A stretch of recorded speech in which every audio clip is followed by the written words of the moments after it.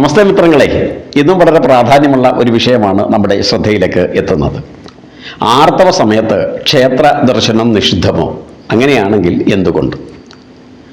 എന്തും കേൾക്കുന്ന മാത്രയിൽ നമ്മൾ ശക്തമായി അതിനെ വിമർശിക്കും. അതിൻ്റെ ഉള്ളിൽ ഏതെങ്കിലും തരത്തിലുള്ള ന്യായീകരണങ്ങളുണ്ടോ, അന്തസത്തയുണ്ടോ എന്ന് പലപ്പോഴും നമ്മൾ ശ്രദ്ധിക്കാറേ ഇല്ല. എന്താണ് ഇങ്ങനെ പറയുവാനുള്ള കാരണം?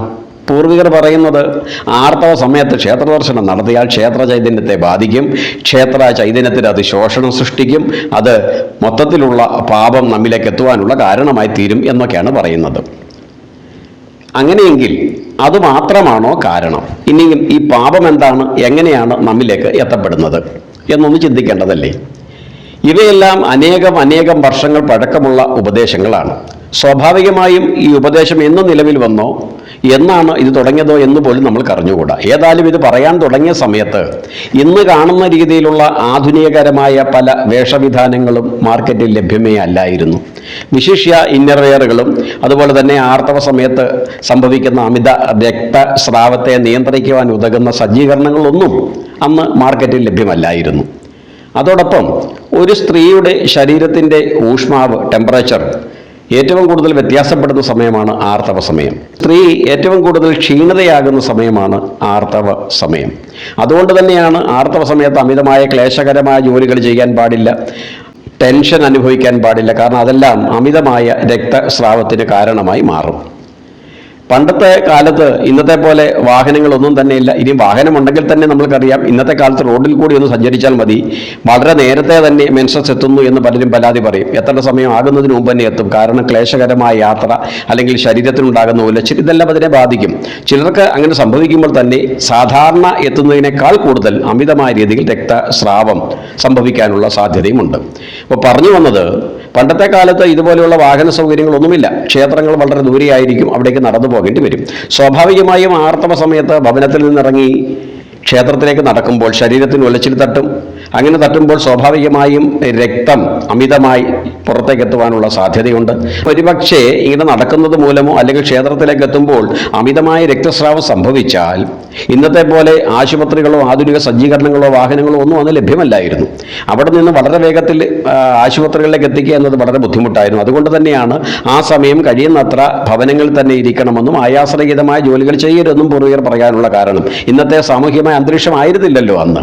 ഇനിയും ആർത്തവ സമയത്ത് ഒരു സ്ത്രീ ക്ഷേത്രത്തിലേക്ക് എത്തപ്പെട്ടാൽ ഒരു പക്ഷേ അനിയന്ത്രിതമായ രക്തസ്രാവം ക്ഷേത്ര സങ്കേതത്തിൽ നിൽക്കുമ്പോൾ തന്നിൽ നിന്നുണ്ടാവുകയാണെങ്കിൽ സ്വാഭാവികമായും ആ രക്തം ക്ഷേത്ര സങ്കേതത്തിലേക്ക് വീഴപ്പെടും. ക്ഷേത്ര സങ്കേതത്തിൽ ഒരു കാരണവശാലും രക്തം അനുവദനീയമല്ല, നിഷിദ്ധമാണ്. പിന്നെ പുണ്യാഹങ്ങളും മറ്റു ഇതര കർമ്മങ്ങളൊക്കെ ചെയ്യണമെന്ന് പറയപ്പെടുന്നു അതിൻ്റെ പരിഹാരമായി. തന്നെയുമല്ല, സ്വാഭാവികമായും ആ ക്ഷേത്രത്തിൽ മറ്റനേകം വ്യക്തികൾ കാണും. അവരുടെ ഏവരുടെയും ശകാരത്തിനും പരുഷവാക്കിനും ഈ സ്ത്രീ ഒരുപക്ഷെ ഇരയാകേണ്ടതായും വരും. അത് അവരെ കൂടുതൽ മാനസിക സംഘർഷത്തിലേക്ക്, സങ്കടത്തിലേക്കും എത്തിക്കും. അതൊരു കാര്യം. ഇനി മറ്റൊരു കാര്യമുള്ളത്, പാർക്കിലും ബീച്ചിലും പോകുന്ന അതേ തലത്തിലല്ലല്ലോ നമ്മൾ ക്ഷേത്രത്തിലേക്ക് പോകുന്നത്. അല്ലെങ്കിൽ പാർക്കിലും ബീച്ചിലും പോകുന്നത് മാനസികമായ സന്തോഷം അനുഭവിക്കാനാണ്, മാനസികമായ റിലാക്സ് ലഭിക്കാൻ വേണ്ടിയിട്ടാണെങ്കിൽ ക്ഷേത്രത്തിലേക്ക് വരുന്നത് അവനവൻ്റെ ഉള്ളിൽ തന്നെയുള്ള ബ്രഹ്മത്തെ അല്ലെങ്കിൽ ഈശ്വരനെ അനുഭവിച്ചറിയാനാണ്, കണ്ടറിയാനാണ്, നമ്മുടെ സങ്കടങ്ങൾക്ക് സന്താപങ്ങൾക്കുമുള്ള പരിഹാരം കണ്ടെത്താനാണ്. അങ്ങനെ എത്തുമ്പോൾ സ്വാഭാവികമായും ശരീരവും മനസ്സും ആയാസരഹിതമായിരിക്കണം, യാതൊരുവിധ ടെൻഷനും ഇല്ലാതായിരിക്കണം, ശുദ്ധവും വൃത്തിയും വെടുപ്പുമുള്ളതാകണം. എങ്കിൽ മാത്രമേ മനസ്സിന് ഏകാഗ്രത ലഭിക്കുകയുള്ളൂ. ഏകാഗ്രത ലഭിക്കണമെങ്കിൽ ശരീരം നമ്മൾക്ക് പരിപൂർണമായി പിന്തുണ നൽകണം. സ്വാഭാവികമായും ആർത്തവ സമയത്ത് ഒരു സ്ത്രീയുടെ ശരീരം പരിപൂർണമായ പിന്തുണ ആ സ്ത്രീക്ക് നൽകുകയില്ല, വളരെ വിരളമായിരിക്കാം. അതുകൊണ്ട് തന്നെ ഏകാഗ്രതയോടും പരിപൂർണ ശ്രദ്ധയോടും കൂടി പ്രാർത്ഥിക്കുവാൻ പോലും ഒരുപക്ഷെ കഴിയാതെ വരും.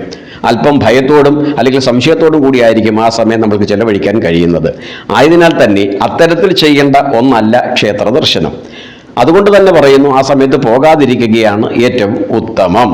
ഏതൊരു സ്ത്രീക്കും ഏറ്റവും കൂടുതൽ പരിചരണവും കെയറിങ്ങും അല്ലെങ്കിൽ വിശ്രമവും ആവശ്യമുള്ള സമയമാണ് പിരീഡ് കാലഘട്ടം.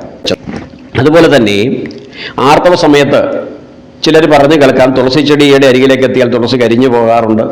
ചിലർ പറയുന്നു, അവരുടെ അനുഭവസാക്ഷ്യമായി പറയുന്നു, വെറ്റിലക്കൊടി അരികിലേക്കോ അല്ലെങ്കിൽ നുള്ളുവാനോ പോയാൽ ആ കൊടി തന്നെ നശിച്ചു പോകുന്നു. അതുപോലെ തന്നെ പട്ടുനൂൽപ്പുഴുക്കളെ വളർത്തുന്നവർ ആർത്തവ സമയത്ത് സ്ത്രീകളെ അവിടേക്ക് കയറ്റാറില്ല എന്ന് പറയുന്നു. ഇതൊക്കെ പറയാനുള്ള കാരണം അവരുടെ ശരീര ടെമ്പറേച്ചറിൻ്റെ വ്യതിയാനം ഈ സസ്യങ്ങളെയും ഈ പുഴുക്കളെയും ഒക്കെ ബാധിക്കും. എന്താണെങ്കിലും ഇതിലൊരല്പം കാരണങ്ങളുണ്ട്. അതിലൂടെ സ്ത്രീകളെ ഒരിക്കലും അധിക്ഷേപിക്കുകയോ അല്ലെങ്കിൽ അവരെ ഒഴിവാക്കുകയല്ല ചെയ്ത്, മറിച്ചു അവരെ പ്രൊട്ടക്റ്റ് ചെയ്യുകയാണ് എന്നതാണ് മനസ്സിലാക്കേണ്ടിയിരിക്കുന്നത്. കാരണം വിശ്രമത്തോടുകൂടിയും ടെൻഷൻ ഇല്ലാതെയും ആയാസരഹിതമായ രീതിയിലും മറ്റുള്ളവരുടെ ശകാരമോ ശാപമോ പരിഹാസ വാക്കുകളോ ശ്രമിക്കാതെ സുഖകരമായി ഈ 4-5 ദിവസം പൂർത്തീകരിക്കുവാനുള്ള സജ്ജീകരണവും സംവിധാനവും സൗകര്യവും അവർക്ക് ഒരുക്കി കൊടുക്കുക എന്നതായിരുന്നു ഇതിൻ്റെ എല്ലാം ലക്ഷ്യം. അതിൻ്റെ അടിസ്ഥാനത്തിൽ കൂടി വേണം ഇത്തരത്തിലുള്ള ഉപദേശങ്ങളെ നമ്മളൊന്ന് നോക്കിക്കാണുവാൻ. തിന്മയെ മാത്രം ശ്രദ്ധിക്കാതെ ഏതെങ്കിലും രീതിയിലുള്ള നന്മയുണ്ടോ ഗുണമുണ്ടോ എന്നൊന്ന് അന്വേഷിക്കണം. ഗുണമുണ്ടെങ്കിൽ അതിനെ സ്വീകരിക്കണം. യാതൊരു ഗുണവുമില്ല എന്നാണ് നമ്മുടെ അന്വേഷണത്തിലും അറിവിലും ബോധ്യപ്പെടുന്നതെങ്കിൽ തിരസ്കരിക്കാൻ ഒട്ടും മടിക്കേണ്ടതുമില്ല. എന്നാൽ തിരസ്കരിക്കുന്നതിന് മുമ്പ് അറിയേണ്ട രീതിയിൽ കൃത്യമായ അറിവ് നേടിയിരിക്കണം താനും. മറ്റൊരു വിഷയവുമായി വീണ്ടും കണ്ടുമുട്ടുന്നവരെ പ്രിയമിത്രങ്ങളെ, അമൃതം ഗോപാലകൃഷ്ണൻ എന്ന എളിയവൻ്റെ ശതകോടി പ്രണാമം.